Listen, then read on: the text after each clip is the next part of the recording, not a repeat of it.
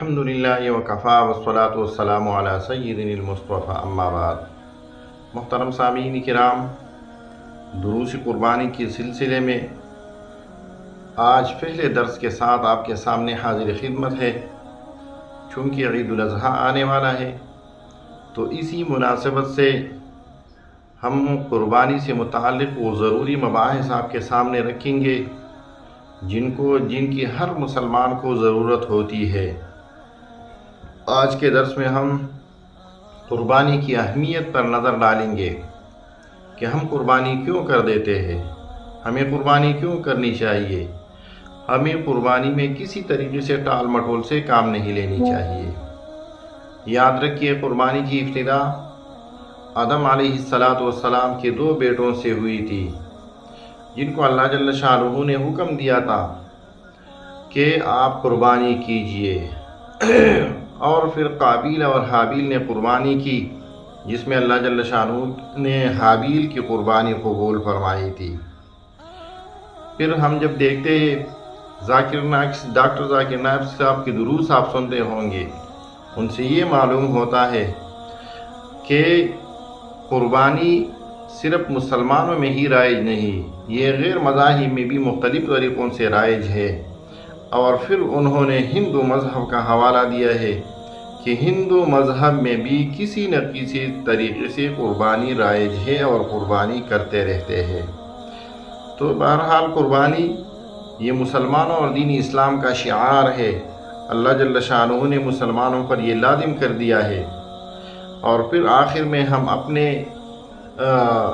نانا ابراہیم علیہ السلام کی طرف آتے ہیں، جن کو اللہ جل شانہ نے اس وقت بیٹے کی قربانی کا حکم دیا تھا جب اس کا بیٹا جوان ہو گیا، وہ مشقت اور تکالیف سے ختم ہوئے، جوانی میں انہوں نے قدم رکھا، تو اللہ جل شانہ نے ان کو حکم دیا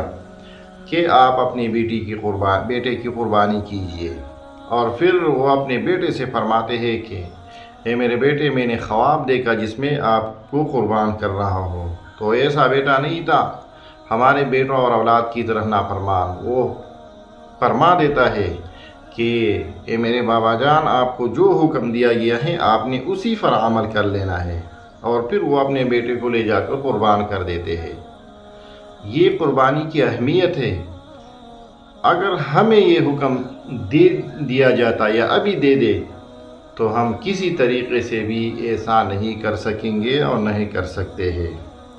اسی طرح قربانی کی اہمیت رسول اللہ صلی اللہ علیہ وسلم کی روایت میں ابو ہریرہ رضی اللہ عنہ نے نقل کی ہے، جو ابن ماجہ، نیل الاوطار وغیرہ نے نقل کی ہے۔ ابو ہریرہ رضی اللہ عنہ فرماتے ہیں کہ نبی علیہ السلام فرماتے تھے، من کان لہ ساعۃ یا من وجد ساعۃ ولم یضحی فلا یقربن مصلانا، او کما قال علیہ السلام، کہ جو قربانی کی طاقت رکھتا ہو لیکن اس کے باوجود وہ قربانی نہیں کرتے تو اسے ہماری عیدگاہ کے قریب آنے کی کوئی ضرورت نہیں ہے کہ وہ عیدگاہ میں آئے اور نماز پڑھ لے۔ اسی طرح رسول اللہ صلی اللہ علیہ وسلم قربانی کر دیتے تھے، تو علی رضی اللہ عنہ فرماتے ہیں کہ انہوں نے ایک قربانی اپنی پوری امت کی طرف سے کی تھی، اور یہ رسول اللہ صلی اللہ علیہ وسلم کی خصوصیت تھی۔ ابو سعید الخدری رضی اللہ عنہ فرماتے ہیں کہ رسول اللہ صلی اللہ علیہ وسلم جب قربانی کر دیتے تھے تو ایسا مینڈا ذبح کرتے تھے جو موٹا، تازہ، سینگوں والا ہوتا تھا، جس کی آنکھیں، منہ اور ٹانگیں سیاہ ہوتی تھی، چونکہ عرب میں ایسے مینڈے کو بہت ترجیح دی جاتی تھی۔ اسی وجہ سے رسول اللہ صلی اللہ علیہ وسلم بہترین سے بہترین چیز کو قربان کر دیتے تھے۔ اسی طرح ابن عمر رضی اللہ عنہ فرماتے ہیں کہ رسول اللہ صلی اللہ علیہ وسلم نے مدینہ میں 10 سال قیام کیا، لیکن ہر سال نبی علیہ السلام نے قربانی کی تھی۔ جابر رضی اللہ عنہ فرماتے ہیں کہ رسول اللہ صلی اللہ علیہ وسلم نے فرمایا کہ آپ جس کا خلاصہ یہ ہے، بہرحال رسول اللہ صلی اللہ علیہ وسلم کے ان اعمال سے اور قرآن کریم کی دیگر تشریحات سے یہ معلوم ہوتا ہے کہ قربانی کرنا مسلمانوں اور دین اسلام کا شعار ہے، لہذا قربانی کی اس اہمیت کو مد نظر رکھتے ہوئے ہمیں اب اسی قربانی کی تیاری کر لینی چاہیے۔ ہمیں اب اسی قربانی کے لیے مالی طور پر جو بھی ہو ہمیں تیاری کر لینی چاہیے، تاکہ ایک ایسا سنت ہم سے نہ چھوٹے جو پورے سال میں ہمیں صرف ایک بار ادا کرنا پڑتا ہے، تاکہ ہم ان ثوابوں سے اور ان فضائل سے محروم نہ ہو سکے جو کہ رسول اللہ صلی اللہ علیہ وسلم نے فرمائے ہیں۔